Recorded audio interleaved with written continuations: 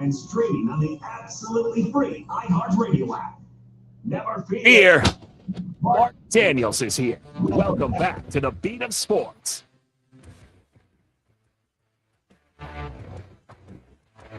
Happy Wednesday and welcome to the Beat of Sports. Daniels. Chris Vasquez is back at studio. If you're watching the stream, I'm not in studio. Landed about 70 minutes ago from the trip out to Utah, and I got back to campus and scrambling to make sure we get on the air in some form, some broadcast from the UCF arena. Chris, for about 20 seconds, I thought, well, do I jump in the car? But, traffic, and there's no easy way to get from here to Maitland to the studios. There's no easy way. No, there's not. And I would be sitting there as the GPS shows, you're 32 minutes away, and then it's 39 and everything. And I'm like, and then somehow there's the wreck, and then right. So it's like, you know what? So I'm inside the arena in the sound booth up top and broadcasting, which is fine. So I'm not on the stream today, but the stream is still up. And I don't know, you're looking pretty good on the stream. I'm not going to lie. You look very cheerful. Look very cheerful. Really? Yeah. So you've got pictures up. I do. I'm gonna have to go check it out. I'm not going to alternate because I thought that was a very special theme that we did yesterday. But right, I like the one that I got up now. Okay. See, I'm doing what others should do. I'm going to go over, click on the 96 on the game icon, click on the live button, and you look happy. Really? Yeah. You went with that, huh? Well, I got to admit, it's not bad. It's not bad. So that alone is worth going to the stream. It's not bad. So I was either going to do a tired one. I'm not tired. I'm good. Yeah. But you're on no sleep. That's okay. Yeah. So I was either going to do tired, or with the big UCF win last night, I had to go happy.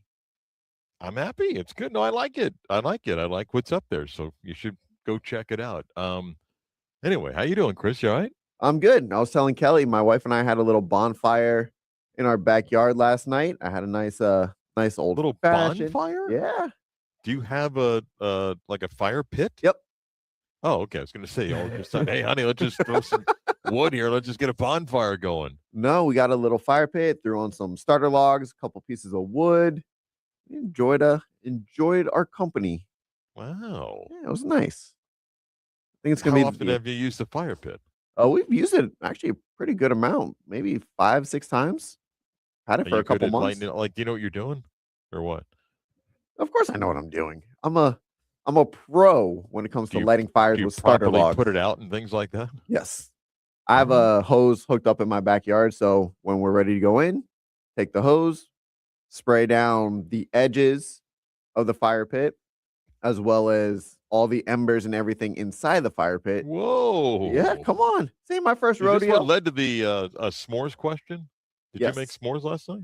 My wife had marshmallows, and she had chocolate on the counter, and I asked her if she was going to melt the chocolate as well, but we didn't have graham crackers. That was the only reason she didn't do s'mores. But she had never had one before. She's never had one. Never had a s'more. Okay. Nope. So you just did marshmallows. She did marshmallows, and then we both had a couple hot dogs. Wait a minute. Hold on. What?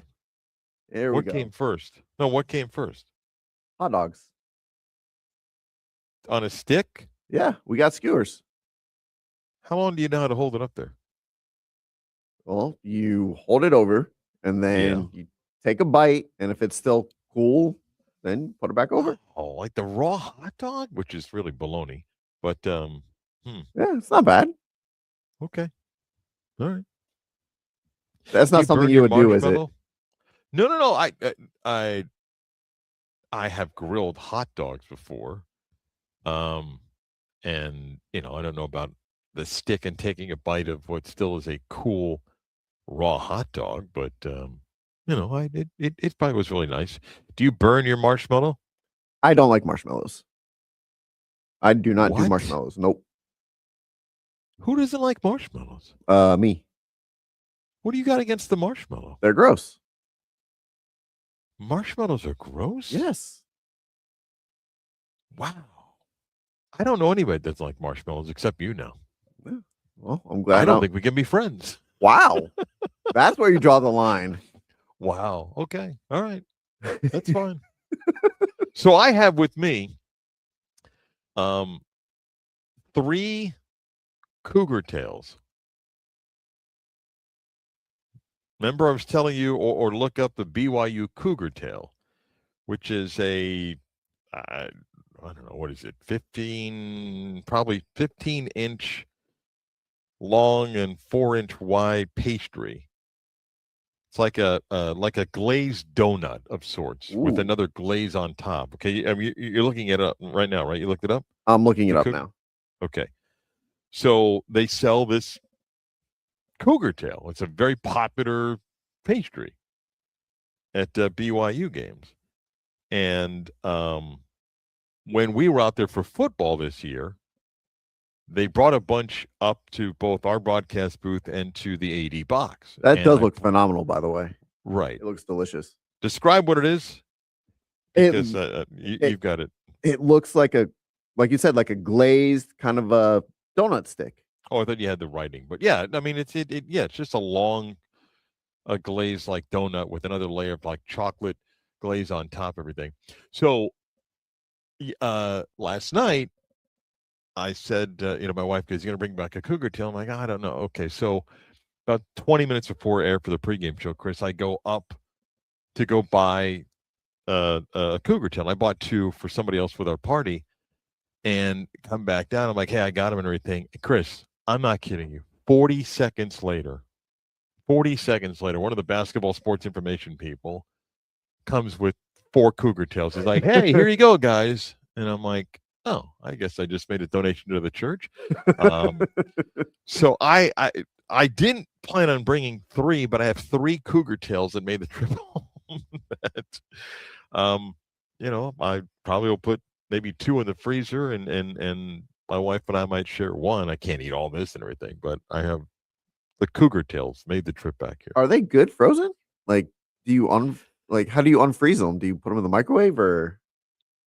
Well, I mean, you could do that. You let it come out of the freezer for a little bit, and then you'll pop it in there. But I mean, I don't need 3. I had 3, took them home and everything. Had we lost, I probably wouldn't bring any home. But anyway, I got 3 cougar tails here. All right. So there you go. All right, on our program today, coming up, Magic had a big win last night, beat the Lakers. And as I said to Kelly briefly in the bridge, the tough night for the critics of Palo for the game that he had. UCF gets a monster win for their NCAA tournament resume last night out at BYU. Saw A.J. DeBonta in person for the first time. Talk about that a little bit. Keith Smith will talk more basketball with us for his weekly segment coming up at about 10:15. Matt Michelle was not able to join us yesterday, but Matt's kind of come on today's program at 10:35. We'll chat with him. Do a little game show at Chris, the 11 o'clock hour. Got a few football things to get to, so stick around. But first, everybody's favorite segment. It's almost like an unwritten rule that when you become a father, you become king of the bad dad jokes. What is Forrest Gump's password? 1 Forrest 1. Are you ready to laugh? We know at least one person is. Here's CB's dad joke of the day. Oh, that's so great. I'm going to patent my dad joke dance, Mark. What do you think? This isn't the joke, by the way. I just want to patent my dad joke your dance. dad joke dance? Yeah, like the Carlson, like, Oh, okay. I'm going to, do my patented dad joke dance. Okay, go ahead. What's easy to get out of? I'm sorry. What's easy to get into, but hard to get out of? I don't know, Chris. What is easy to get into, but hard to get out of? Mark, that of course would be rubble.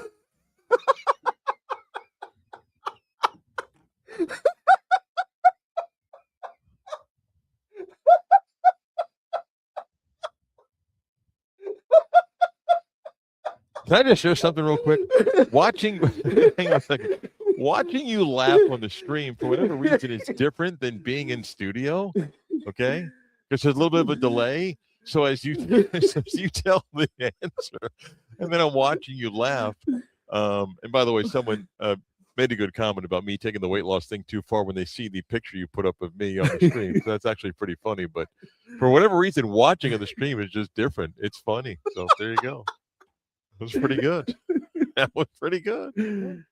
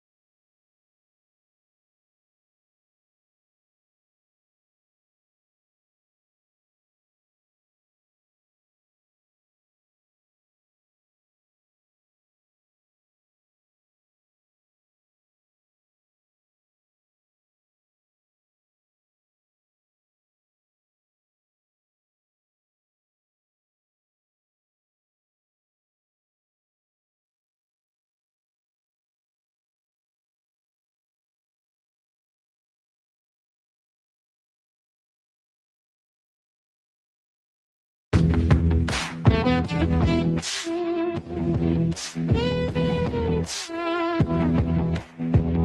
of Sports on this Wednesday. Marc Daniels out of UCF, back from the overnight flight Provo, where UCF beat BYU. Want to get to that game just a little bit. Chris is in the studios. You can catch us whether you're listening on FM 96.9 AM 740, the iHeart app. If you're listening to this in a podcast form, or if you're watching live or back on replay on the stream, which you can get to at YouTube, check out 96.9 The Game.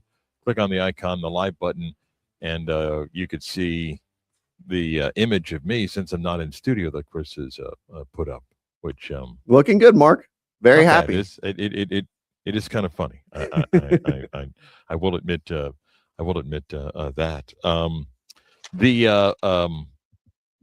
The Magic win last night, beat the Lakers, and I mentioned on the bridge when I got on late with Kelly. Full disclosure, the UCF game tipped off at 11:10 Eastern. Under the Magic got going at 10:30, so I did not watch. So I saw highlights. I've read as much as I can, and it's a really good win for the Magic. They finished up this road trip at 3-1 with some momentum. You could say that they could have been 4-0, but I think they got one, gave one away, so you kind of feel like it balances itself out. And you take what you got out of these 4 games, and last night, like I said a couple times, it's a bad night for the critics of Paolo. You go, it's a 1-game sample size. He went for 36 and 10, had 6 assists. I know he had 4 turnovers, but 12 of 22 from the floor. He had 22 points in the second half, made some really big plays when it became a possession-by-possession game in the fourth quarter last night, and he was really good. And I think sometimes we as sports fans, and Chris, you can chime in here because I think you can understand this. The beauty of football, whether it's college or the NFL, it's 12 games of a regular season or 17 games in the NFL before you even think about the postseason. It's a different week-to-week reaction where we overreact to stuff, and it's common because it's 1 game a week to talk about. And then by the time you go from playing 1 or 2 games to 8 or 9, you get a different view. And I talk about this all the time. It's the journey of a season. In the sports where you're playing, in this case, 82 games, or in baseball at 162, it's a completely different journey. Yes, there are similarities in the sense that there are injuries that happen that impact the team, that change expectations, but the roller coaster is much different. It peaks and valleys, and the Magic are 31 and 26. Is it great? No. They're seeding today, which the playoffs don't start. They're still 7th. And yet they're four games behind the Knicks in the loss column for the 3rd spot. The Knicks and the Cavaliers have 22. The Raptors have 24. The Sixers have 26. The Magic have 26. Phillies played 1 more game and has won 1 more game than the Magic. That doesn't mean the Magic are going to finish 3rd. But it also means that finishing 4th or 5th is not impossible. And yes, 1 game or 1 4-game stretch doesn't fix all of the woes for the Magic, because the biggest woe is health. It remains the biggest challenge for this team. And hopefully, as they come back home, Jalen Suggs can get back out there, be a part of this team again, and do the things that he brings. And for Franz, listen, it stinks because of how the news gets out. They've gone now a week into what they said was a 3-week period before they reevaluate him. They went 3-1. They've won 6 of 8. So you ride that roller coaster of emotions. And when you want to pick out 1 game and go, okay, what happened? So the guy that's taken a lot of heat goes for 36 last night and does a lot of big things for them, like Desmond Bane, who's been the most consistent player for the Magic, knocks down a huge three. Wendell Carter Jr., who has had his moments where he hasn't played well this season, makes a big bucket. And you can sit there and go, yeah, but what if Luka or LeBron gets the shot off? Well, they didn't. They didn't. Why did Luka pass? I don't know. And LeBron's off balance with that shot. And by the way, if you want to play let's go find the statistic. I mean, take a look at his field goal percentage when the game's on the line. But the Magic win. It's a good win last night. If you want to be in the negative crowd and go, well, let me see it after 10 games for Paddle, then you're just looking for stuff, man. You're just looking for stuff because, like I said before, you can do this all day. You can go find five numbers in advanced metrics that make him look like he's been good the last month of the season. You can go find 5 metrics that go, well, here's where he's in it. You know, when he's on the floor, this is what happens. Here's his a 2-point field goal. We can do this all day. He played great last night. They won. Last game of a West Coast road trip. You want to go do some numbers? Go dig up the win percentage of teams when you're finishing up a West Coast, or if you're coming west to east, what those records are. It's a good win. And now the team comes home and chance to win more basketball games. You go 3-1 on the West Coast trip, and you come back home now, and you get Houston, Detroit. Not easy. Rockets tomorrow, Detroit on Sunday. Then you get Washington and Dallas, 2 games that you probably should win before you go back on the road for a couple. So, look, 6 of 8 of a team that's been choppy all year long, that still has some flaws, that still has some things they got to be better at. But if you're complaining today, then you just want to be negative. And there's a faction of every fan base, we've talked about this. It's at Florida State right now. It was at Florida with Billy Napier. When you don't want your coach, for that group of fans, when you don't want that coach, you're in that awkward spot where you're almost rooting for the team to lose, because you're like, well, I want to get rid of that guy, so let's hope they lose. Or if you want to trade Paolo, you hope that he continues to play bad and not help them win, so it fits your narrative. Live in that world, man, if you want. Just go ahead and live in the world. So good road trip for the Magic, and 2 tough home games. And let's see where they stack up against 2 of the teams that are really good in the NBA, in Houston and Detroit. 10 o'clock hour, WYJM Orlando, WJR HD2 Cocoa Beach. Marc Daniels from the Beat of Sports. I was out in Provo last night, UCF and BYU. Chris, I saw AJ DeBonsta in person last night. Can I tell you something that has nothing to do with the game about AJ DeBonsta, Chris? Yes, and then I want to ask you something. Okay, so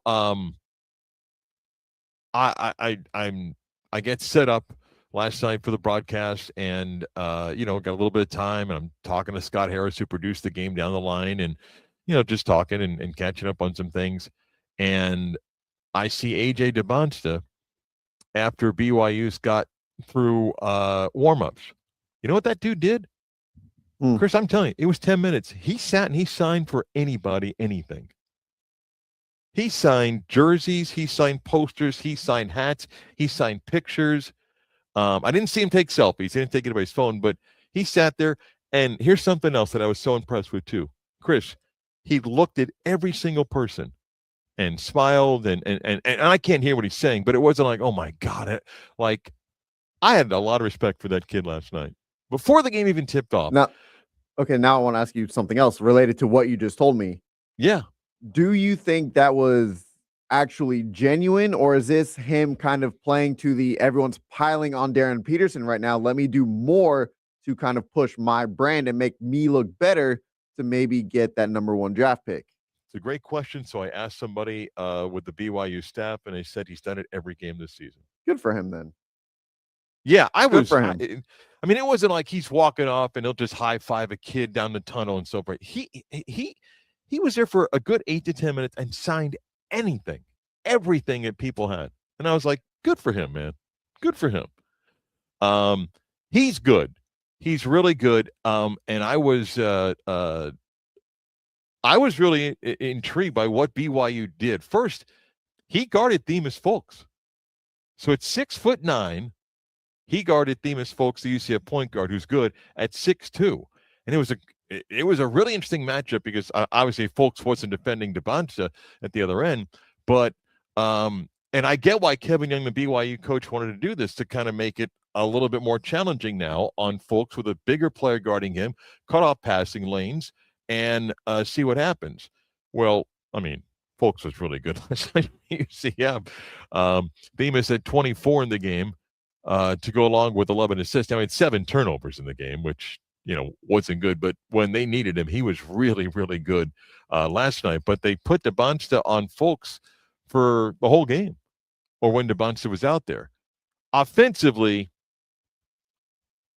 he handles the ball, and it's funny, during the shoot-around for UCF yesterday, when Mike Monaco and Miles Simon, the ESPN crew, came to our shoot-around, I was there when they were talking to Johnny Dawkins. Can I do a quick side story about that, Chris? Yes. So go into the shoot-around. I typically like to set up my gear.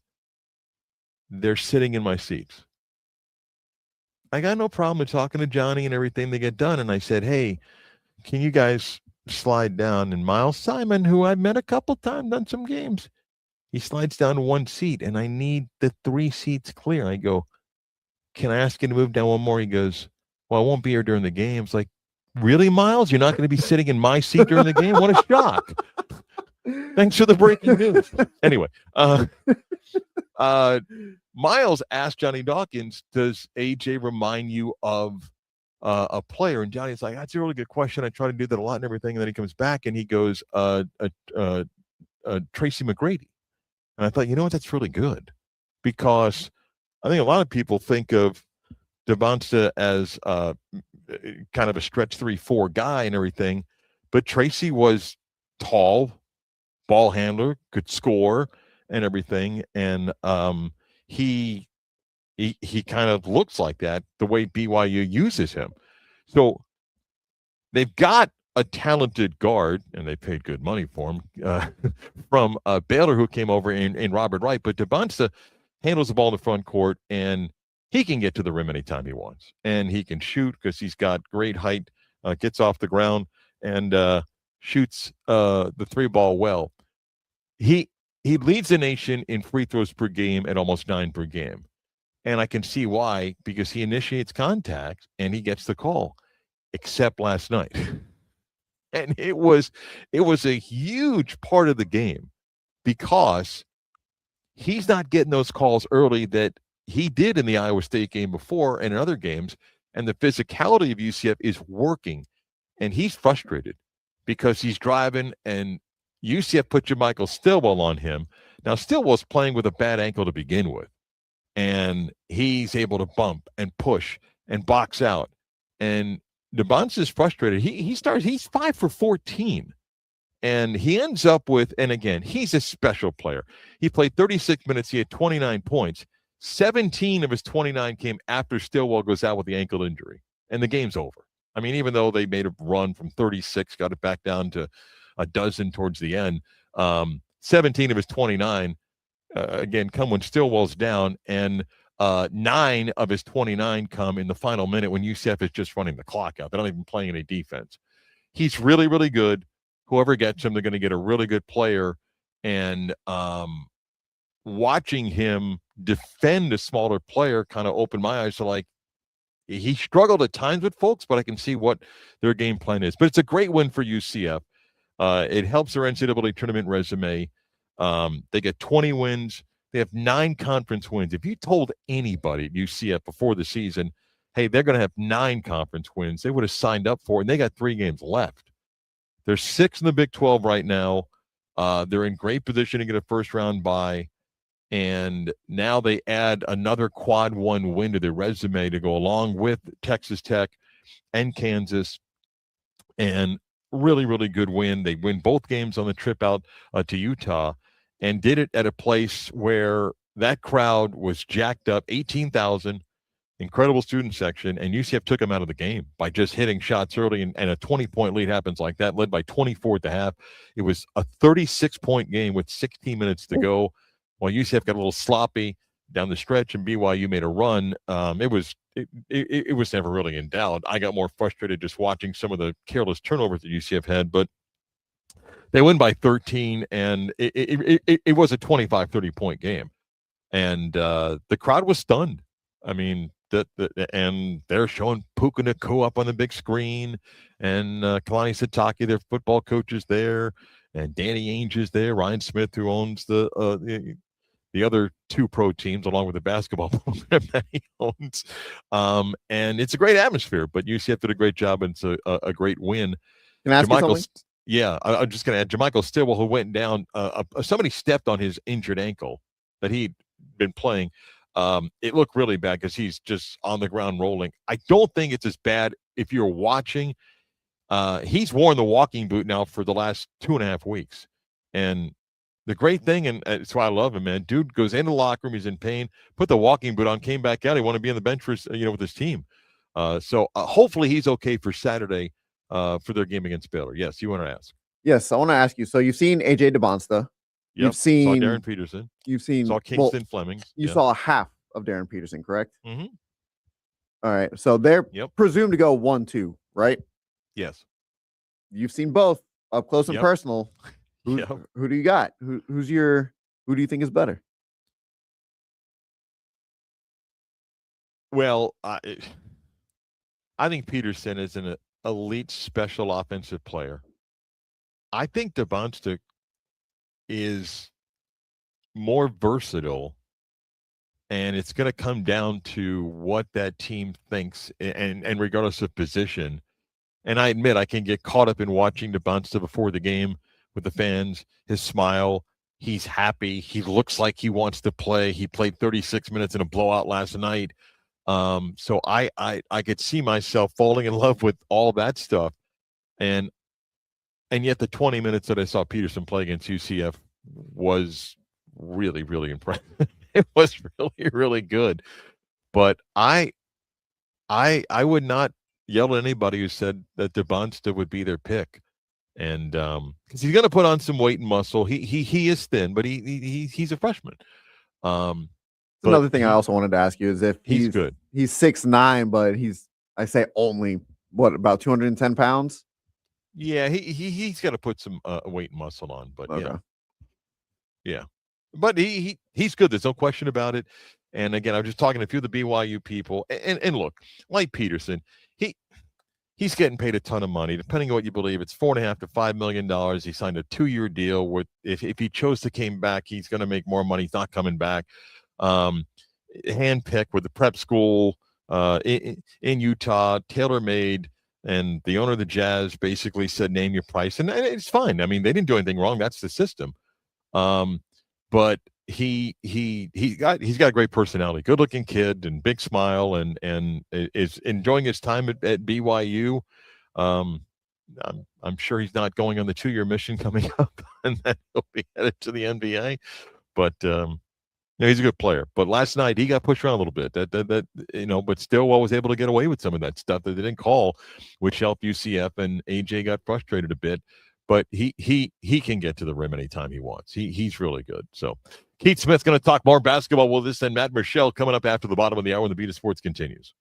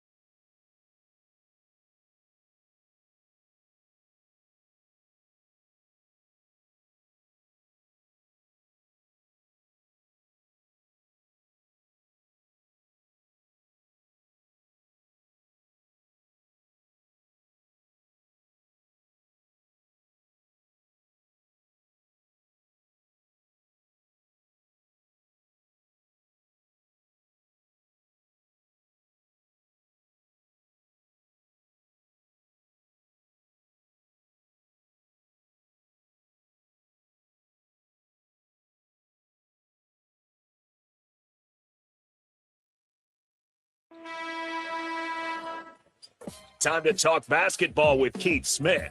The latest on the Magic and around the NBA. Follow Keith on Twitter at Keith Smith NBA. Quick shout out to Jimmy Skiles, the assistant athletic director at UCF. He brought me Dunkin' coffee. Gotta like that, Chris. You gotta like it, man. Stepping up, helping out. Hey, you need what you can get with that lack of sleep.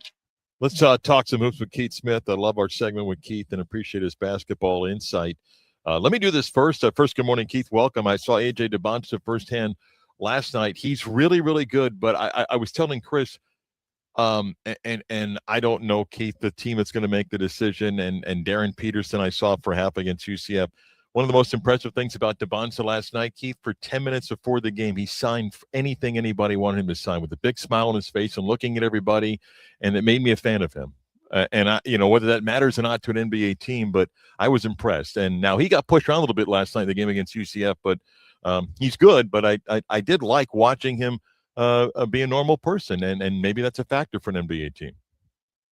Yeah, I mean, he grew up one town over from the town I grew up in Massachusetts, so that's got to be it right there. That's it, right? We raise good people. But, he's got really good advisors around him. Leonard Amato, who was Shaquille O'Neal's agent for a very long time, has been advising him for the past couple of years on his path. On the court, he's productive night in and night out and in ways that the NBA wants. He's that big wing. Every good team wants big wings that can get after it. Now, what I liked about last night's game was when the Knights were getting very physical with him, he didn't back down. He didn't shy away. He just kept going and kept kind of playing his game. And they threw him off a little bit, but in the end, he got it done. And really, big performance. And from UCF side, that's a big win, and that's the kind of win that could put them in a good standing come tournament time.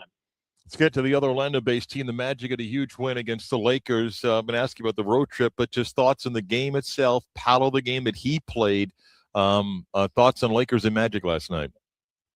Yeah, I thought the Magic were extremely physical throughout the course of the game. I thought the way Paolo and Wendell Carter Jr. both were like, we're going to get down inside, we're going to get to the front of the rim, and we're going to dominate, was absolutely, fantastic. I thought, what we've seen from the Magic too many times this year is too much settling on the offensive end, not enough time where they are getting down inside and going to really force things to be, at the basket area. And they both were able to do that last night. I thought DeAndre Ayton played well on offense, but defensively he offered next to nothing for the two Magic big men. And then Desmond Bane has really settled into a really good rhythm here. And the Magic, they're starting to play a little bit more consistently good basketball. I said earlier, look, if people want to be part of the anti-Paolo group, they had a tough time last night and go fishing for the numbers and go this, and you can do this game all day. And Keith, we talk about this. There are certain games, certain matchups, certain moments in a game that he may be better for Orlando versus when you need Desmond Bane to hit a big three. So understand, last night there are moments in the game, and full disclosure, I didn't watch you in the UCF game, just highlights and reading about people and reading from people that were there. Certain moments he needs to do what he can do well, get in the paint, make some shots like that, and then at times let Desmond Bane make a shot like that. And I think people get lost in understanding game flow sometimes that leads to certain conditions. Yeah, absolutely. Now, I've been critical of Paolo at times, that there are times when it seems like he settles a little too much, where maybe you could force your way into the paint, play through contact a little bit more. Now, maybe some of that was just, hey, I've been injured the last two years. I've had, a lot of things pile up on me. But last night you saw he was out looking for the contact. He took 11 free throws. He took most of his shots in and around the basket area. I think him and Carter were 13 of 17 right at the rim, just the two of them, which is huge. And I think for Paolo, what we have to remember too is this guy's in year 4. He is not a complete player. He hasn't figured it all out. He hasn't learned everything yet. It's still, a growth and opportunity here. I think people look at it as, well, he had the big playoff games. He signed the max contract, we expect him to be great every single night. And that's to some extent fair, but you have to remember there are going to be some nights where, he's just kind of searching and figuring things out and learning as he goes. Magic did go 7 of 29 from 3. Can you give me your thoughts on Lakers' last possession and then the interesting even post-game comments of Luka and LeBron? What's going on? Yeah, just not on the same page. Luka said he thought LeBron was going to cut one way. He didn't. Luka, came off initially. It looked like he just could have shot right away and just didn't. And it's just, this is, again, one of those things where these two guys, if you go back to last year and even the beginning, first kind of 2/3 of this season, they've not played together a whole lot. And then if you add Austin Reeves into the mix, I think this was only the 12th or 13th time all three of them been together all year. So there's still just a lot of things that are kind of sorting themselves out there with the Lakers. I thought compared to their game against the Celtics a couple nights ago, but their ball and player movement was better in this game. But you could still see at times when there are guys, whether it be Luka or LeBron or Reeves, that are like, all right, I got this and I'm going to be the one who makes the play here. And then it's like, oh, wait, should I move it? Should I do this? Should I do that? And it's just, it's a tough spot to be in. But I mean, these guys, you got to figure it out because the season doesn't stop. It doesn't slow down. There's only, a handful of games left here, about basically a month and a half. And if you're not ready come a month and a half from now, you're going to get blitzed out of the playoffs before you even knew what happened. I'm curious your thoughts. The Knicks have struggled with the Pistons. Not struggled. They got annihilated by the Pistons. They played the Cavaliers last night. Cavaliers win. Should they be concerned about where they're stacking up against all these potential playoff matchup teams? Yeah, I think there is something to it. Now, you can say the regular season and the playoffs are completely different things. And if you're the Knicks, you're going to say, hey, Boston kind of owned us in last year's regular season and we took care of them in the playoffs. But you do want to show better. And it's not just that they are getting beaten in some of these games. They're not even in these games. There was moments where they made a couple runs at the Cavs, but I don't think it ever got overly uncomfortable for Cleveland really at any point in the second half where they felt like the Knicks were going to take that game. And that's something, again, we talk about it. And I think this is just where the NBA is going to be is now with the way guys miss games early on in seasons, you're going to get into these post-trade deadline with some stuff to figure out. And what worries me for the Knicks, I think most of all, is it should be smoother offensively than it is. The talent they have offensively should be better. But Karl-Anthony Towns took 5 shots last night. There's no reason why we should be, in a game against a really good team in late February where he's not getting touches. And maybe that's some on him, some on the offense, some on his teammates. But 5 shots, he made them all, but just wasn't overly involved in the game. And that you just can't have that with a guy who is as good as an offensive player as Karl-Anthony Towns is. The Boston win in Phoenix is pretty good considering who didn't play last night, right? Yeah, no Jaylen Brown last night. Jason Tatum obviously still out, and they just went out there and took care of business. Derek White, the only guy who didn't come kind of through the G League with the Celtics that started. Sam Hauser, Neemias Queta, Ron Harper Jr. is still on a 2-way contract, and then Baylor Shireman was a first-round pick and spent most of the year with Maine.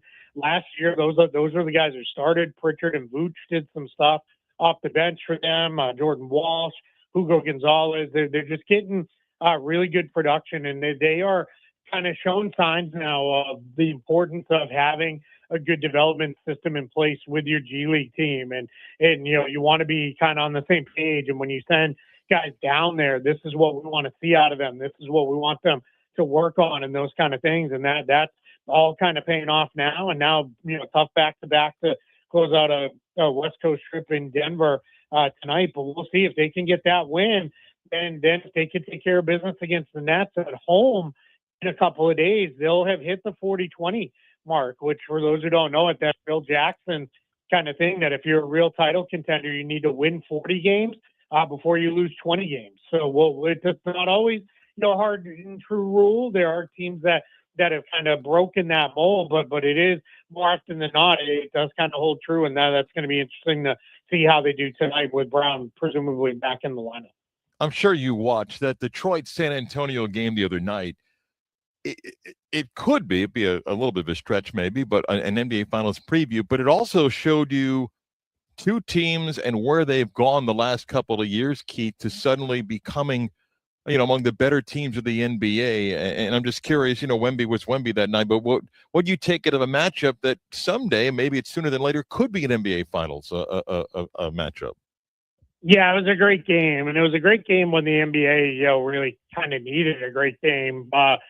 With all the talk of tanking and all the things that have dominated the conversation recently, these two teams went at it, and they really were really going at each other. Both teams played extremely hard.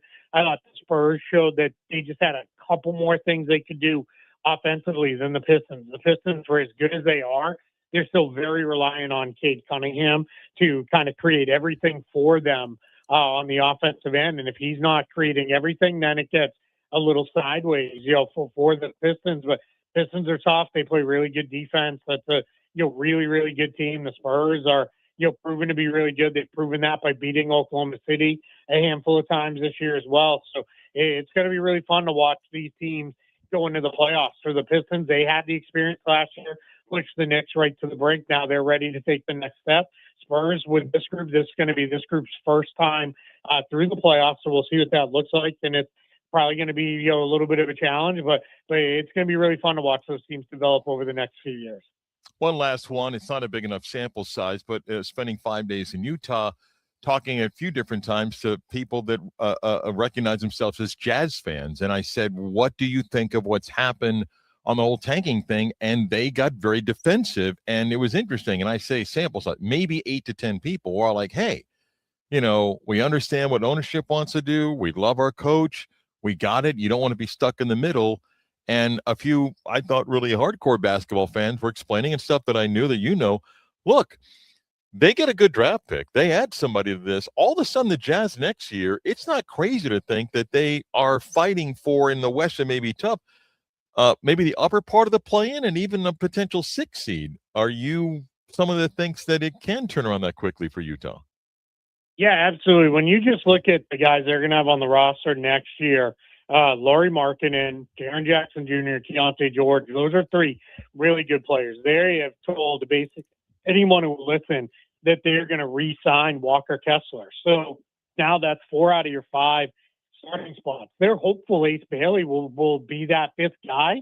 But if you need to draft somebody, if they can get a good high enough pick to draft somebody to be in that spot, then Bailey can kind of continue to come along, and develop at his own pace. They're going to have enough flexibility even after they re-sign Kessler to go get another player, probably in free agency. They have said all along, this is the last year of this kind of rebuilding where we're getting after it next year, and the pieces are in place for them to have a really good, solid team right out of the gate. And we'll see, because they're going to be active. They're going to keep looking for ways to add, and their fans are right.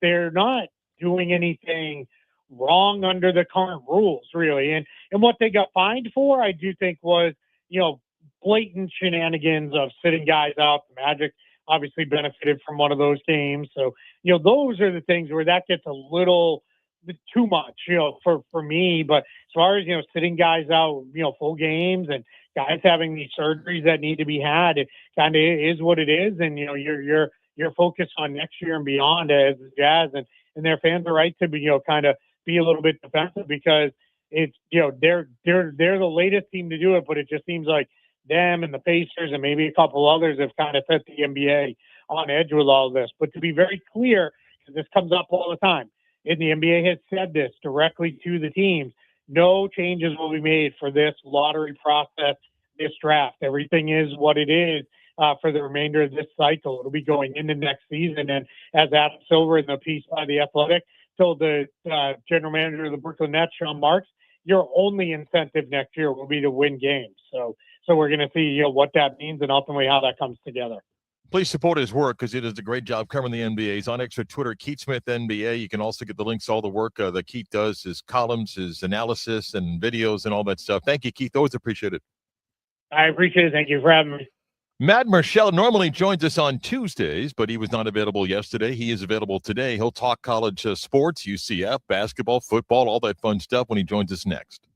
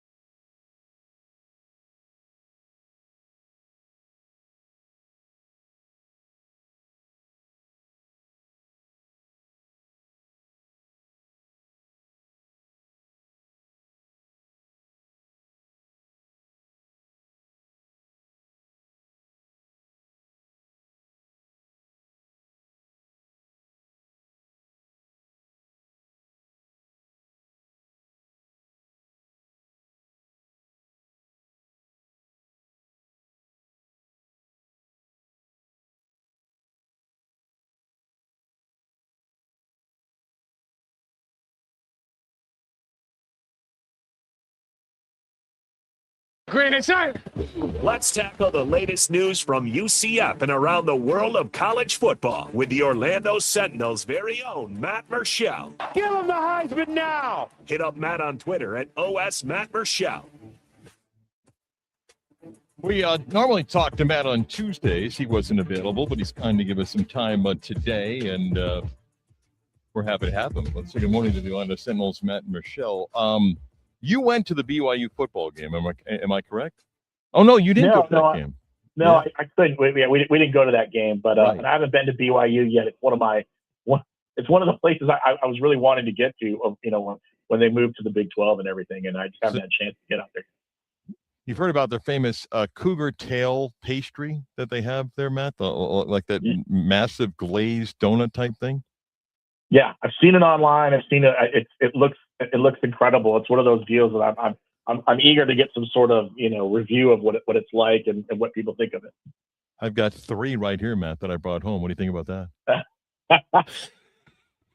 Is that you tucked those in the bag before you jumped on the plane?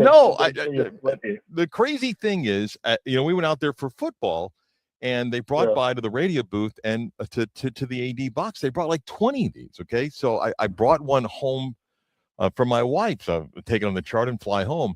And my wife goes, going to get a cougar tail. And I'm like, I guess. And I don't know, are they going to bring them by?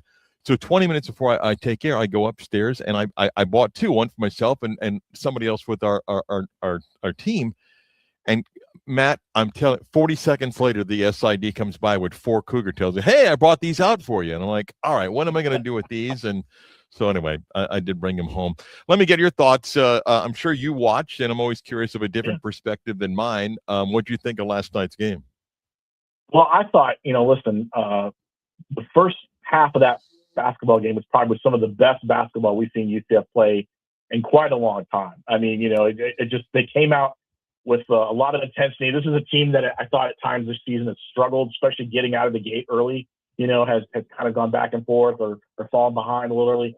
They came out, just guns a-blazing, so to speak, with, hitting 3-pointers. I thought they did a great job in transition and were able to get out there, and they did a marvelous job defensively, holding BYU down in the first half. And I thought building up that big lead, they built more confident as they went. It wasn't until late in the second half, really when they struggled a little bit to finish. And I think some of that could have just been when you have a 36-point lead and you feel very comfortable about things. It's easy to kind of take the foot off the gas a little bit. Plus, Jim Stillwell goes down with the injury. I think that kind of was a little bit of a shock. But to come away with a win at BYU, I mean, this to me, this locks them in for sure. No doubt that they're going to make the NCAA tournament. This is another quad 1 win, against the top 20 team. They look good doing it. The big question moving forward is, can they get healthy, over the next week or two? I mean, they got to get Stillwell, make sure he's okay and get him back. He's kind of the heart and soul of the team. And then they did all this. They swept these 2 Utah teams, without their top scorer in Riley Kugel. So that's a pretty impressive thing to say. So they can get Riley back, especially over the next couple of weeks. I think this is a good sign for them, going into the NCAA tournament. This is a team I don't think a lot of teams want to face because of the ability to, with folks distributing the ball, scoring. You saw what Burks was getting hot over the last couple of games. If they can get a couple other players like that, I think this is a team right now that's playing some of its best basketball. Again, I want to take my view out of it and throw this back at you. You've covered the team now for a while. Some of the fans' frustrations and views of the program and some of the noise with Johnny. The way this year has gone and the way it may end up with them making the NCAA tournament, what's your view of Johnny, with the year that this team's having right now and how his situation comes into play here? Well, I think there's no doubt. I mean, Johnny has talked several times, mentioned this all over the last couple of years, that this isn't a guy who's on the downward, of his career. He's not thinking of leaving or retiring or anything. I think he wants to keep going. This is perhaps one of his best coaching jobs, maybe outside the 2018-19 season. I mean, you look at what this team has done.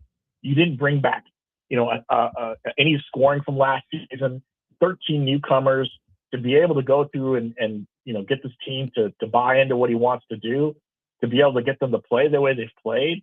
I also think the construction of the team was really well done. They really brought in guys who could step up and kind of assert themselves in certain spots, getting players that they felt like, fit what they're trying to do. I think they've gotten better as they've gone along.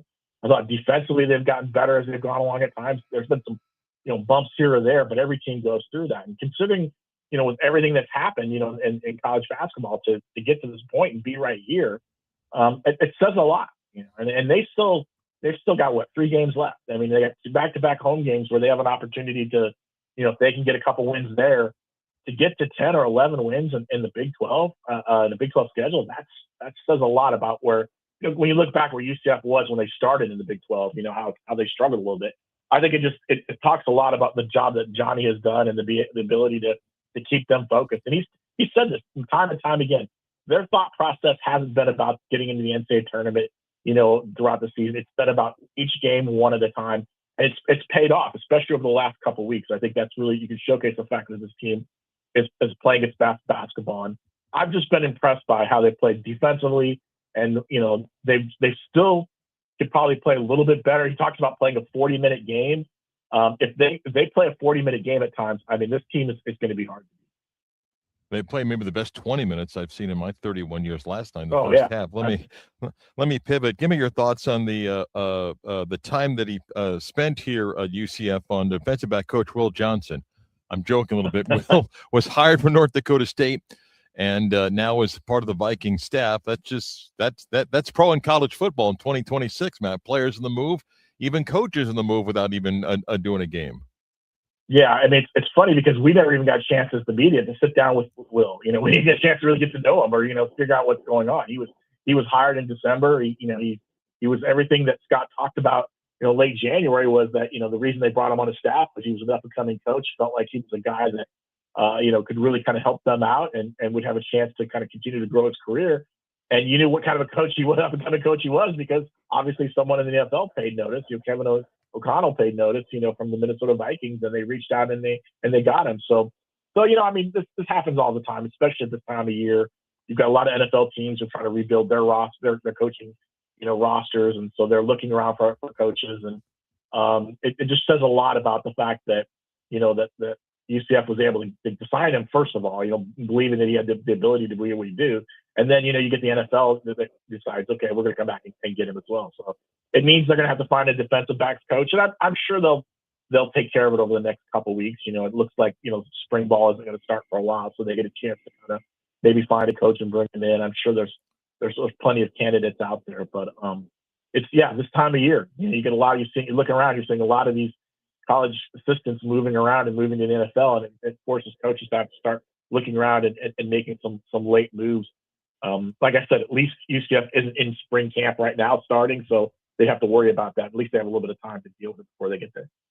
I'm sure you saw the clips that went viral of Mario Cristobal and Kirby Smart, a little bit of a jab back and forth.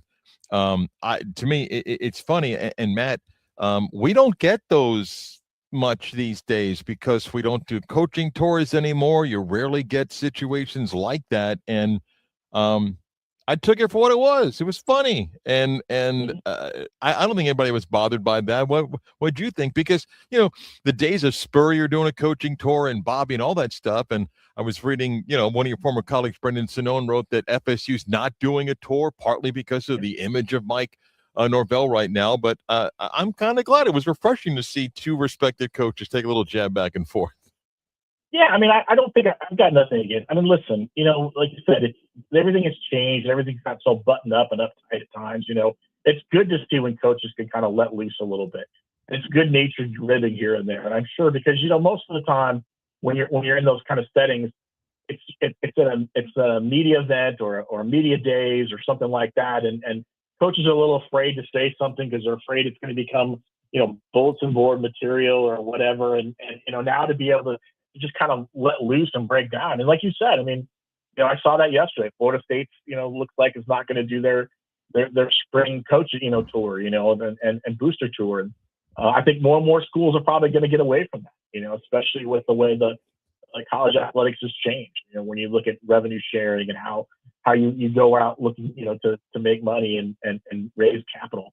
I think that more of these coaches are going to kind of go inward more and not be out there, maybe doing maybe specialized events, that can help them out. So it didn't bother me, and I thought it was funny. And I mean, I think all these guys, it shows a human side. I mean, sometimes when you get them on camera before a game or after a game, they seem so robotic and they give you coaching cliches, and it's just like, okay, fine. To me as a person, when a coach is more humanized, I mean, that to me is just, I prefer that. I want to know what it's like to have some fun, and I think fans appreciate that, and I'd like to see it happen more often, but I'm not sure if it will. I want to ask you something. Chris and I were talking the show yesterday. You may have seen the piece ESPN did about the street agent and the role they're playing, and preying on high school players and so forth. You covered to some degree, not as much on the recruiting angle and the high school players, but do you come across much, Matt, of the agents to get a feel for what is really out there? Because as I explained to Chris, there are a lot of people doing good things that I think have a good intentions of representing these kids and these student athletes, but the street agent's not new. There's a lot of people that see riches to take advantage of them. I'm just curious your perspective in this evolving world of pay for play and all sorts of stuff about the agent perception today. Yeah, I think it's interesting.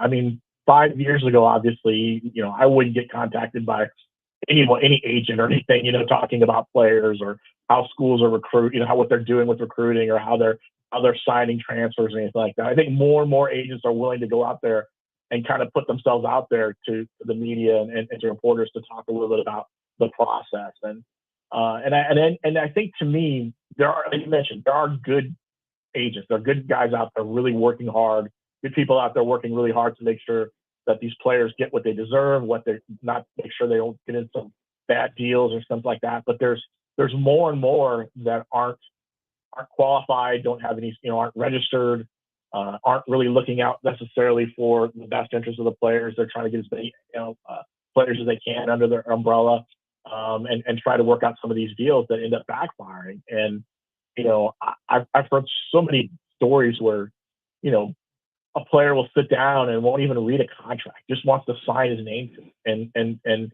I've had agents tell me, they'll say to them, make sure you read the contract, and the player's like, I'm fine with it, and just signs it. And there's things like that where the idea of an agent is to kind of maybe help, not just facilitate the deal, but also to make sure that, listen, you understand exactly what you're getting yourself into. You are signing your name on a contract. And whether you're 18 years old or 24 years old or whatever, that's part of being an adult is figuring out what that means. And when you make a commitment to somebody and you decide not to honor that commitment, what does that say about you, and how's that going to look, how you're going to be perceived in the future? So I think, as much as we hear coaches talk about, they would love to see, the agents change and make sure they're all regulated and things like that. I think you've talked about this before, that, there are a lot of coaches that are also using those unregulated agents, to help kind of, get players to their rosters as well. And so it's something that, yes, people would love to see, get down to the point where everyone is on the same level and everyone has the same certification, but I'm not sure if we're going to get there. I mean, I think we'll just talk about it, but I think behind the scenes, they also use those kind of unregulated agents to try to make sure they can garner a player here or there they think is going to make the difference on their team. He's on X or Twitter at OS Matt Michelle. He covers UCF and all of college sports. Thanks, Matt. Appreciate it. All right. Thank you. See you later. Matt and Michelle, some good insight and a variety of topics, and always appreciate Matt's time again. He's normally with us on Tuesday. You can follow us in a variety of ways. Listen in FM 96.9 AM 740. You can listen on the iHeart app from anywhere in the world. You can also download this entire show on a podcast at the Vita Sports on demand, and you can watch the stream by going to YouTube and click and do a search 96 on the Game Orlando. Click on the icon, the live button. I've not been in studio for a few days. We'll be back in studio tomorrow, but we've had some fun. Chris has had some fun putting up a few different pictures, and we got a lot of cool things still to come on the stream. If you haven't checked it out yet, we do kind of a show within the show. Sometimes during the radio commercial breaks, we'll pop on and continue a topic that might be talking about. We'll do a Vita Sports overtime and a lot of stuff to follow on the stream. And if you're saying, why would I sit and watch you two guys? I don't know, but that's what I'm supposed to promote. And Chris likes to be seen. Right? Yeah. Hold on. Let me make sure there we go. Okay. Now you can see me. Yeah.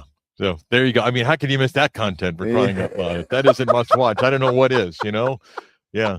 So somebody told me the other day and goes, why would I want to watch you? And I'm like, I don't know, man. I'm supposed to tell you to do that and so forth.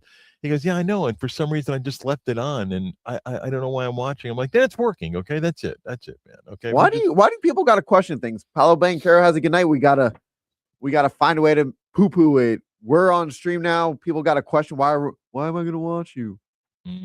Why do we got to question everything? Do it. Great. If not, whatever. No, do it. Go. I mean, we need more than 4 people watching this. Hey, okay? We've like more than 5 times that amount right now.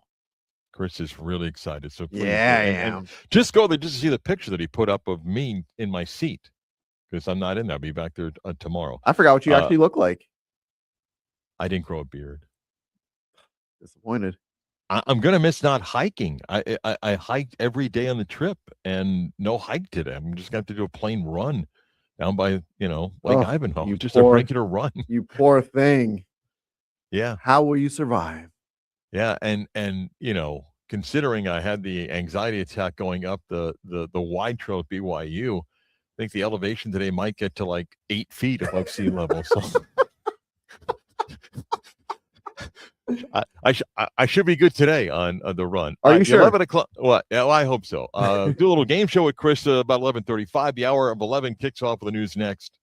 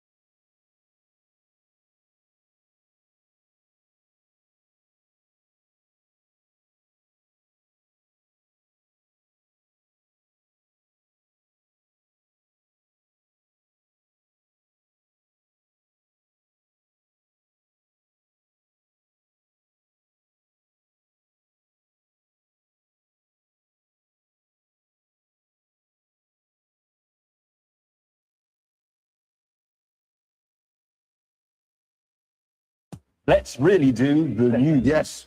Now it is time to do the news. But now it's time for the news. 11 o'clock hour, WYGM Orlando, WJR, HD2 Cocoa Beach, Orlando sports leader, Marc Daniels of Vita Sports. Last night, Magic did a big road win against the Lakers last night. Back and forth in the fourth quarter. Wendell Carter Jr. with a big putback for the Magic.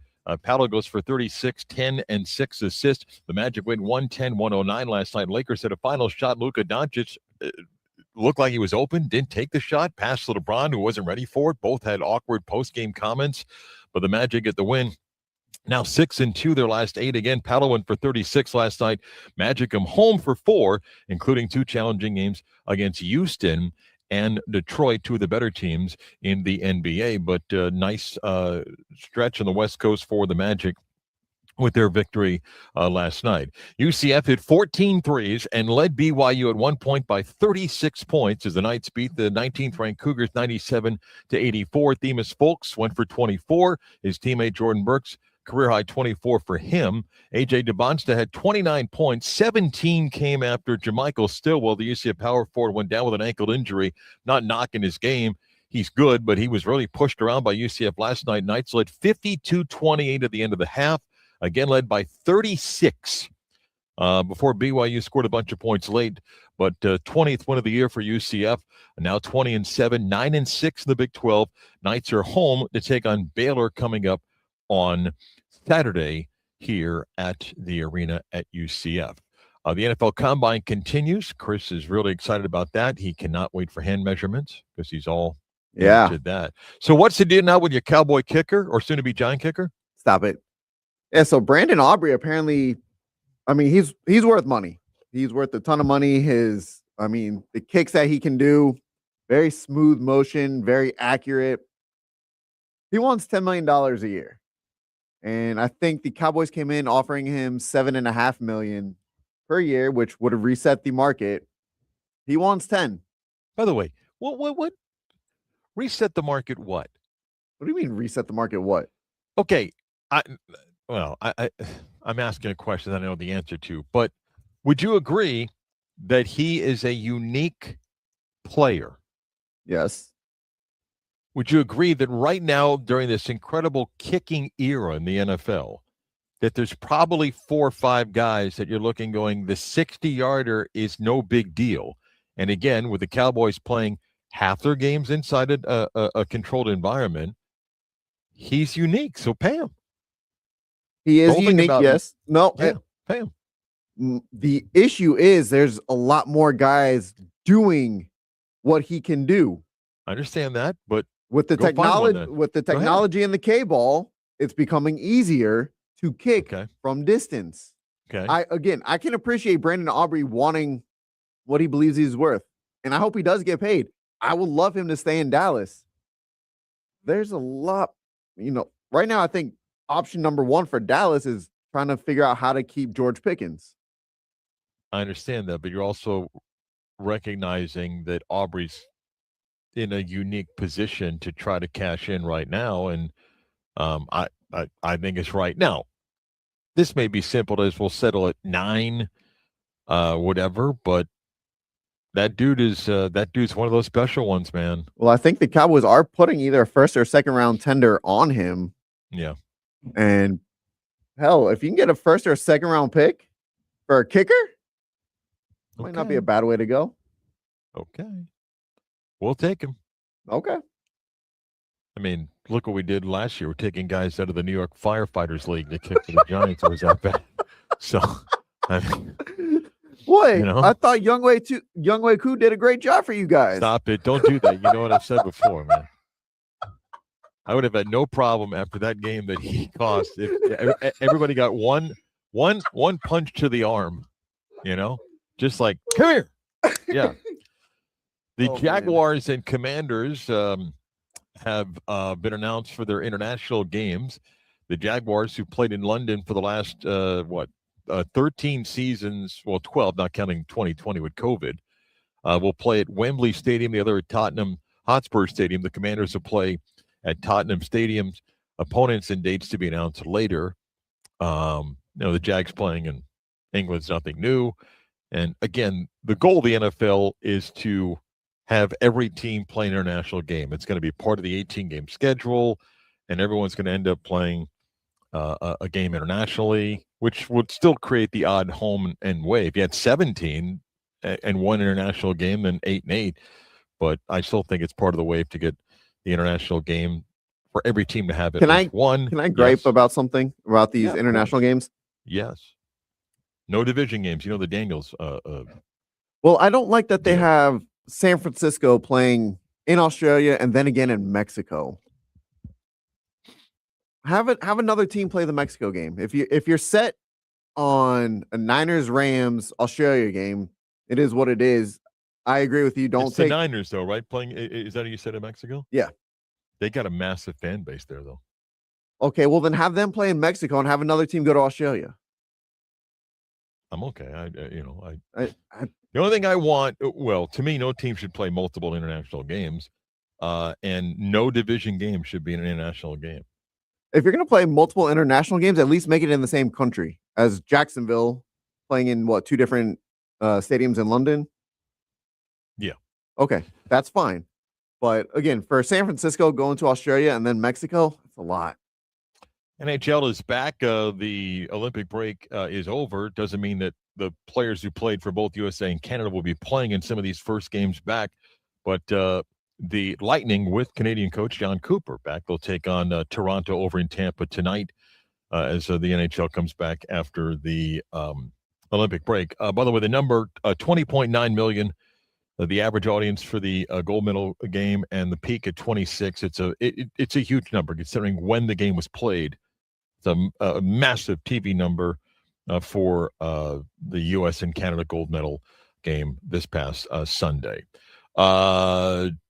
Do a little game show with Chris coming up in about 25 minutes. I'll be back in studio tomorrow broadcasting out of UCF today because we landed about 7:45 and back here. You know what I watched on the way back?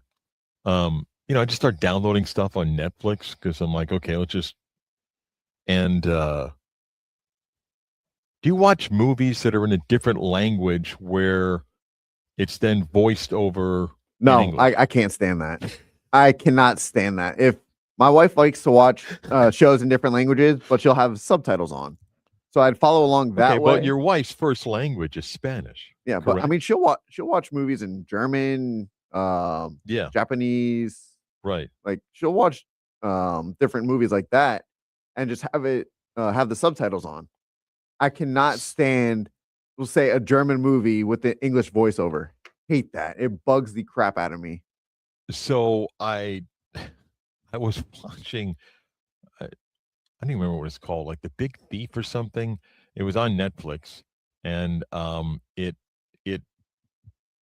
it's in Spanish, maybe Italian, I don't know. And it's one of those things where it bothers me the whole way, like it doesn't even look good. Like he's not saying anything that matches up with his lips. It's like and I don't know why it's bothering me. It's 4 a.m. I'm flying over Louisiana or wherever we were. Like, why does it bother me? Yeah. But I had to turn my, the phone off because it was the only light on the plane. So that's when you got to put the podcast on. So if you're the very last seat in the plane, like you're in the very back row, is it then okay to have the phone on? Depends how bright it is. The problem is, for me, I avoid the last row, so I'm the front half of the plane on the aisle. And I was telling Kelly, when we get on the plane, everyone's in a good mood, and coaches are watching the game back. So me watching something on my phone's not a problem. But then, like an hour and a half into the flight, and we stopped. We went like 2 hours 15 minutes to Tulsa, Oklahoma, to then get more gas, and then 2+ hours to get from Tulsa to Orlando. And by the time we're on the final few minutes of the first leg, everybody's got lights out, and it's lights out the second leg. So I can't be the one guy that's got the light on. That's when I put the podcast. The good news is, though, by the time that we get to the last hour plus, the sun's up because we're back in the Eastern time zone. So I was able to pop back on and watch a little bit of some of the Netflix shows that I got. Anyway, we'll come back. A lot more of the Beat Sports in this Wednesday coming up.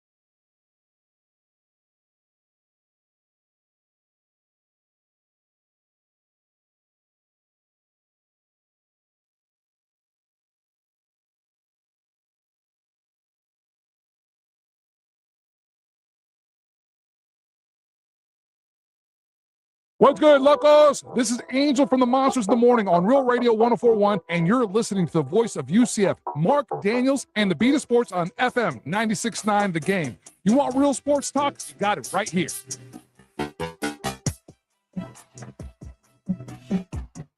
Just another quick note. I was looking at some of the reaction, social media, and then also a little bit of the people that cover the UCF BYU game last night. They don't want to get something in the NBA for a second. People pointing out about the blowout, and even though it scores 13 points, UCF blew out BYU. They're up 36 in the second half. And Chris, without giving specifics, because I do know some of the numbers, there's probably 3 players on BYU's roster that each make more than UCF's entire roster. Okay? I mean, it's just what it is. AJ DeBonsta is one of, if not the highest paid player in college basketball. Richie Saunders, a kid that blew out his ACL, and they're a different team without him. He had a ton of offers to leave BYU, and Ryan Smith, who owns the NHL and the NBA team, and he's bankrolling the BYU basketball team, paid good money for that, and knew what the cost was going to be, and stepped up to pay that. And that wasn't the only guy. With those 2 guys, and they also stepped up and convinced Robert Wright from Baylor to go after his freshman year, and it's believed that all 3 make more than the entire UCF roster. Can I ask you something about that? Yeah. So when it comes down to Selection Sunday and, teams are getting ranked for the NCAA tournament, is that a factor that they can now look at? No. Payroll won't matter? But that's up for – no. It's not a metric that the committee looks at. It doesn't mean that you would hope some members of the committee, and I'm not comparing UCF, BYU. I think BYU is going to make the tournament. I think UCF's in really good shape now. If you follow college basketball, you can't be oblivious to certain things. And you would hope, for example, the UCF's body of work of quad 1 wins, and they're 5-5 and 5-2 in quad 2, that makes them tournament worthy. But you would hope that people that are on selection committee don't necessarily know exactly what people make, but know that some rosters are a lot of money. And now, should that be used in determining will they underperform? No, not at all. And by the way, BYU is doing nothing wrong. There's nothing that they're doing wrong. The rules are the rules, and they're going to spend money. They made the decision, the school, the church, and its largest donor, that spending money on football and basketball is great for the church and the brand. And they've gone all in. And in the Big 12, they're going to have, if not the highest payroll in football, which is going to be Texas Tech, they're going to have the second or third, and they're going to be the same deal in basketball. They're going to be first, second, or third, and they're committed to that. My point about bringing it up is I'm reading some of the frustrated BYU fans and others like, well, here's UCF's payroll, here's BYU's payroll, and there's different ways of doing it, and UCF has to do it this particular way. And for BYU, they've spent a lot of money, and it doesn't mean it hasn't worked. And it's a 1-game sample size of UCF beating BYU. Today, UCF is 9-6 in the Big 12, who I think is the best league in the country. It can't be worse than third if you want to argue that. And BYU is 8-7. One spent, depending on what you want to believe, anywhere from 18 to 20 million. The other didn't spend anywhere near that. But can I ask you something else, Chris? Just as a casual fan that follows the NBA,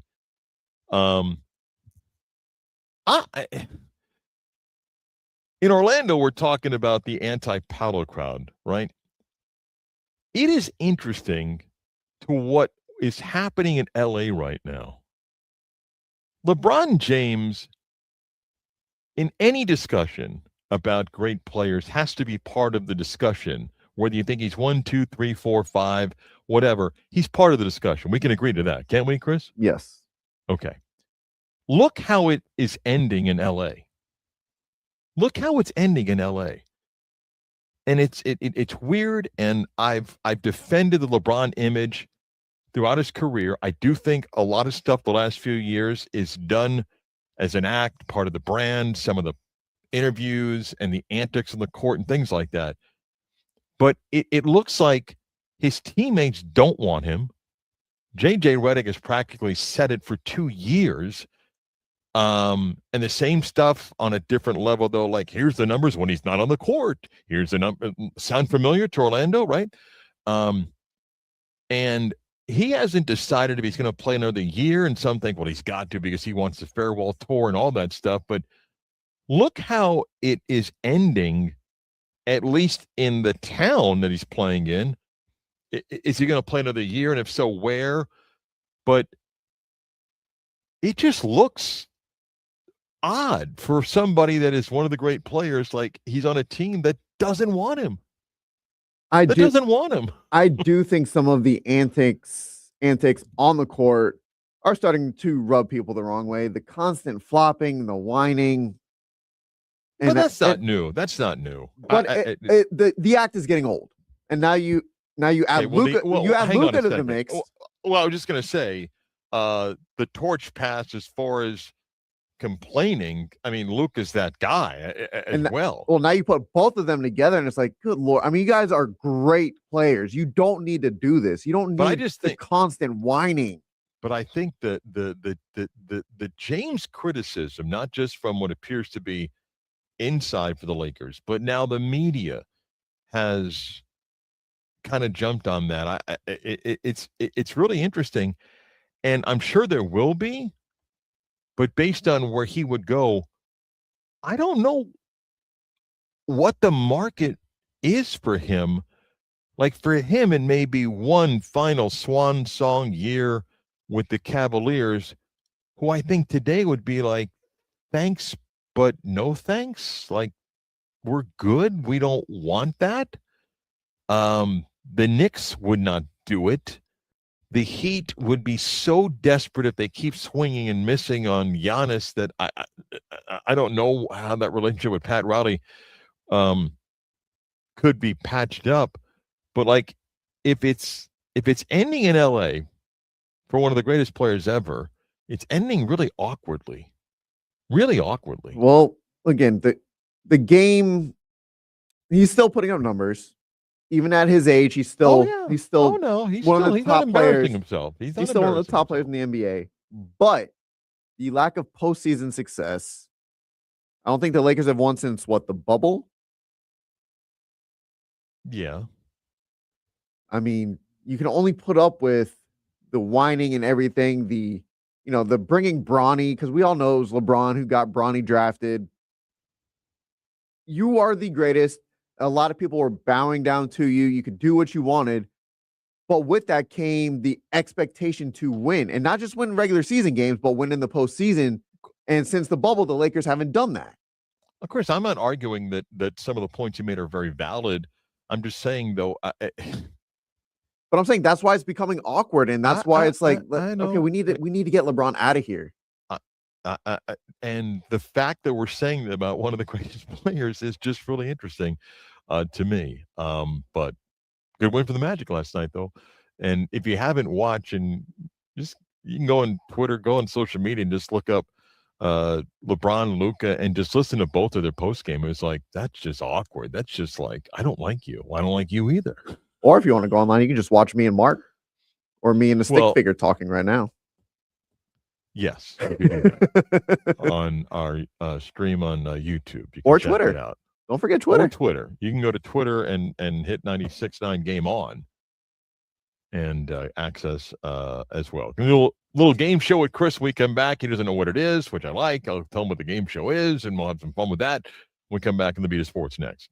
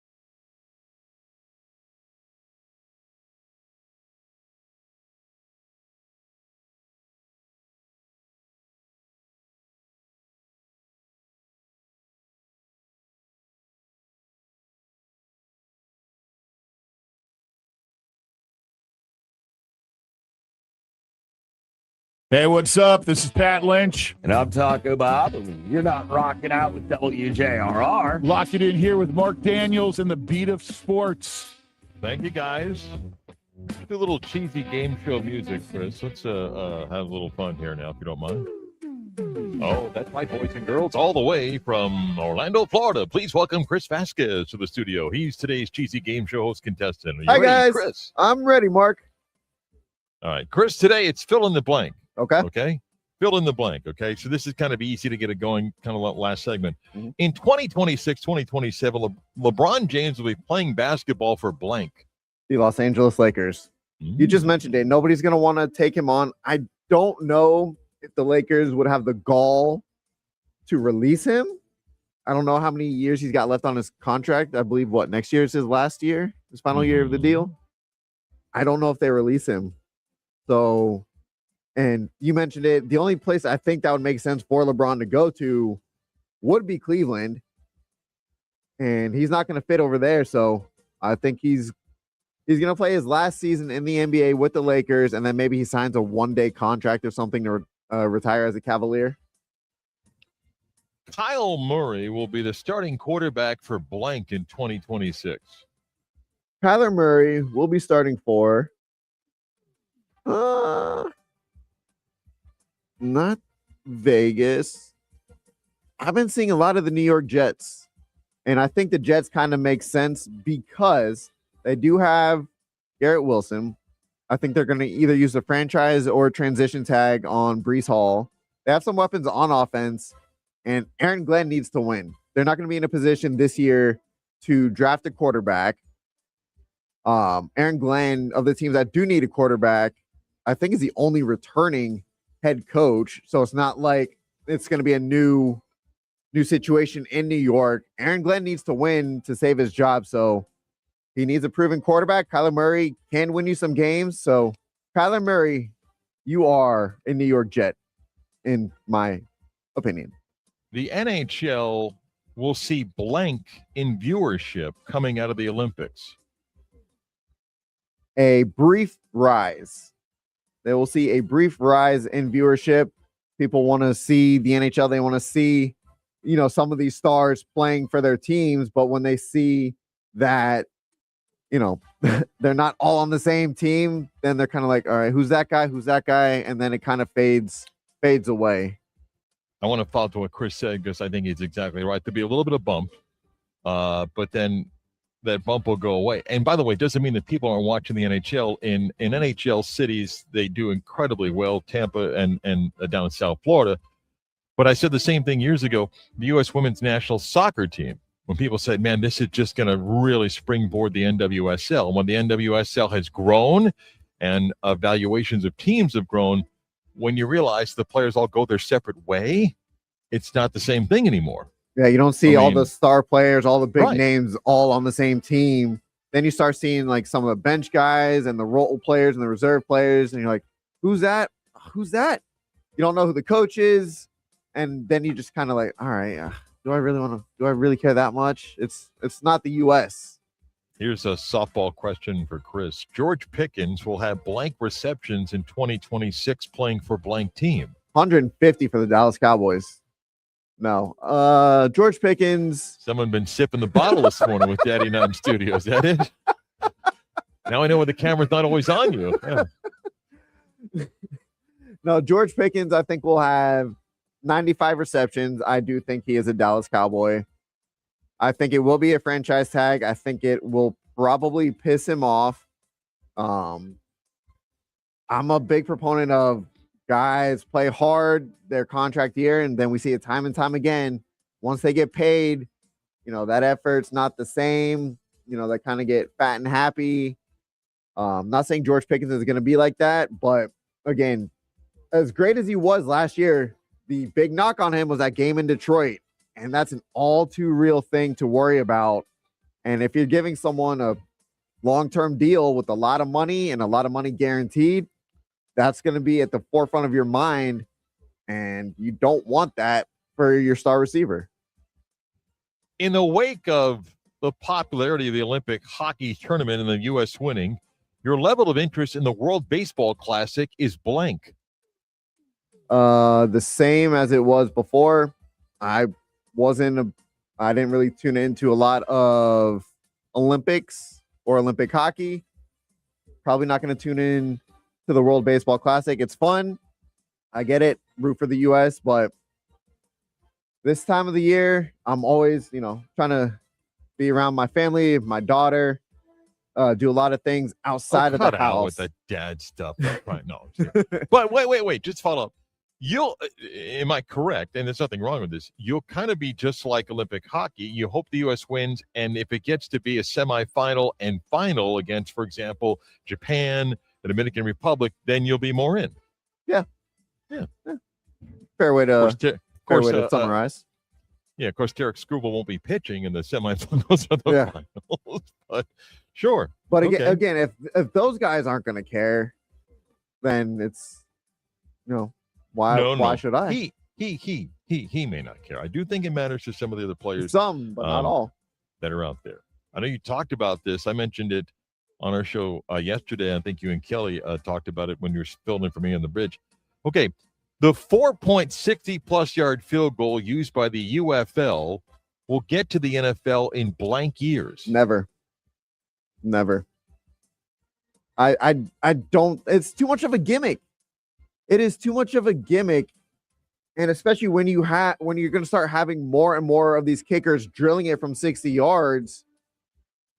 I don't see a reason to make it a 4-point play. Why? Can I follow up with something? I think you and I have not done a deep dive, but we've talked about it briefly. I think the NFL hears it from fans that because we have more guys that can make a 60-yard field goal, that the game is losing a little bit because, and again, kickoff, I got to get a couple of first downs that I'm in field goal range. And I don't think the league likes that. Now, I don't think they're going to get so gimmicky. They're going to change the width of the goalpost and things like that.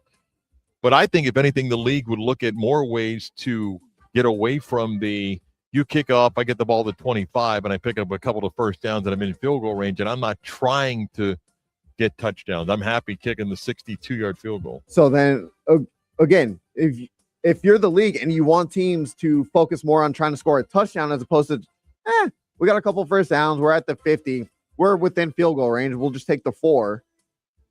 Oh, no. Listen, I have no problem with what the UFL is doing. They should do things like that. I don't think the NFL is close to it, but the NFL is going to watch it as they watch other rule changes or rules put in play in the UFL. Doesn't mean they're going to adopt it. What I do want to see is them change the kickoff rule to where teams aren't starting at the 30, 35-yard line, and instead, I get you want returns, but if there's a touchback in any form or fashion, have them start at the 20, just like it used to be. I don't again, one play, 15 yards, if you're starting at the 35 and you're in field goal range. It's ridiculous. Blank will be the starting quarterback for the Cleveland Browns this year. Oh, God. Yeah. Jesus. What I'm talking about. Let's get to the important stuff here now. Come on. Yeah. Oh, I hate to say it. It's going to be Shedeur. It's probably going to be Shedeur Sanders. And they're going to give him a full season. And what he makes of it is what he makes of it. I don't think he's that good. I don't think he will be that good this year. Losing David Njoku is going to be huge. I know a lot of people piled on Jerry Jeudy last year for a couple of the mishaps that resulted in interceptions on Shedeur's part. But they have a nice running game. The defense is stout. But they're going to want to give Shedeur full offseason, leading the ones, full season at the helm. So Shedeur Sanders will be the starting quarterback of the Cleveland Browns. The ABS system in Major League Baseball, which is the automated system calling balls and strikes, has seen a lot of feedback because of the viral videos of umpires missing calls. The automated ball strike system will lead to blank in MLB this season. Chaos. I think we're going to see a lot of chaos. I know there's only certain ways to challenge Like, teams get 2 challenges per game to review calls, and it's if you only are the correct. You keep the challenge, and it's only the batter or the pitcher and catcher, right? That's correct. It yes, can't yes. be if the umpires feel that they're getting a signal from the dugout. The umpires have the ability to deny the challenge. Correct. Yes. Stuff like that is going to drive people nuts, and it's going to be so chaotic. And we're going to see a lot. I think we're going to see a massive increase in managerial ejections and player ejections. What do you mean? That wasn't me. I didn't tip them off. And then you only have 2 seconds to make a decision on if you want to challenge. It's going to be so chaotic in Major League Baseball, and it's going to take away from the actual game, I think. So I disagree because of the following. I think you're right about, hey, who asked for the challenge? Was it the dugout? That is going to be a tough gray area. But it's too bad on umpires. It's here to stay. It's not going anywhere, and we'll adapt to it. And I do think there's going to be those moments where the question of who challenged it is going to be brought up. But I do think when we get towards the back third of the season, people will be used to it. Won't be any big deal. 2 final ones here. The vegetable that Chris Vasquez will eat more of in 2026 is blank.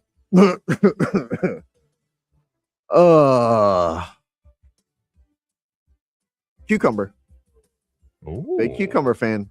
I'll eat those by itself. Add some salt, some balsamic vinaigrette dressing. Please tell me you cut the cucumber, but don't just eat it raw. No, I skin it. I'll cut it into either little chips or little sticks.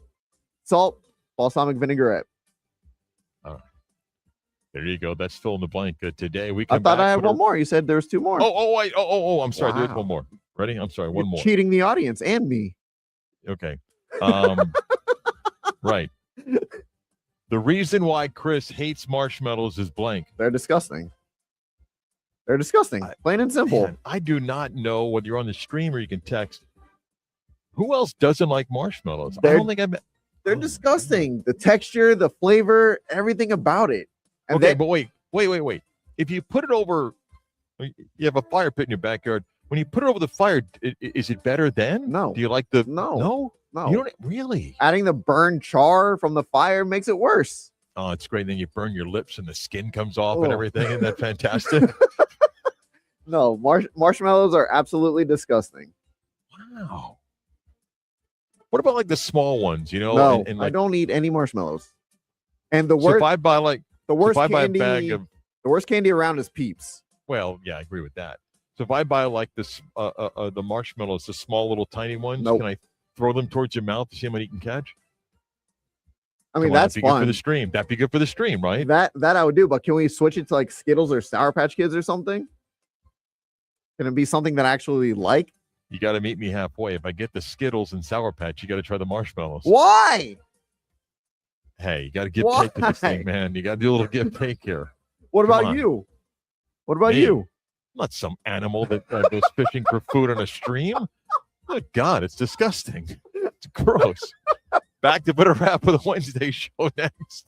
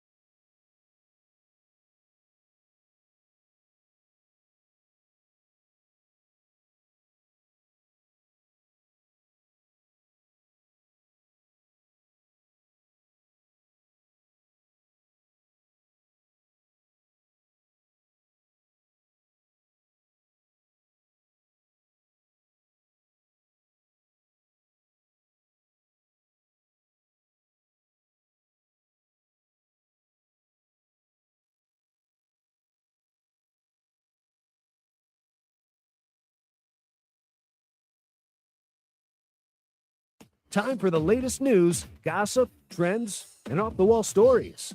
Trends. That's the craziest thing I've ever heard. 26 million, the audience for the Olympic hockey game in America. Chris in Canada, 8.7 million. Beat them again. Can't stop the Americans. Can I get to some text real quick before we wrap up the show? Yeah, sure. All right, so someone just kind of blew my mind. Cucumber is a fruit? Right, but we looked it up, and technically it is. I never knew that. But they treat it. I didn't know it either. They treat it in culinary as a vegetable? Yeah. But botanically, it's considered. Wow. Yeah. So if I could change my answer, then the cucumber gets to party with everybody. Yeah. What? Guy's insane. So then I guess if I had to change my answer, it'd be corn. I love me some corn. Okay. But hey, if you want to party, I mean, you go with the cucumber. This guy's getting in everywhere, man. And then someone said, I don't like marshmallows except in Lucky Charms. I'm 100% behind that. I love Lucky Charms is my favorite cereal. Yeah, I got more on that tomorrow on the stream that we'll have to get to on Lucky Charms. Miss any of today's program, go where you get your favorite podcast, type in the Beat of Sports on Demand for access to the entire show, or go to our YouTube page, 96 in the Game Orlando. Click on the 96 in the Game icon, the live button, and you can rewatch the show anytime you want. I'm back in studio tomorrow for the Thursday show. Thanks, Chris. See you tomorrow. See you, Mark. Chris produced. I'm Marc Daniels, the Beat of Sports.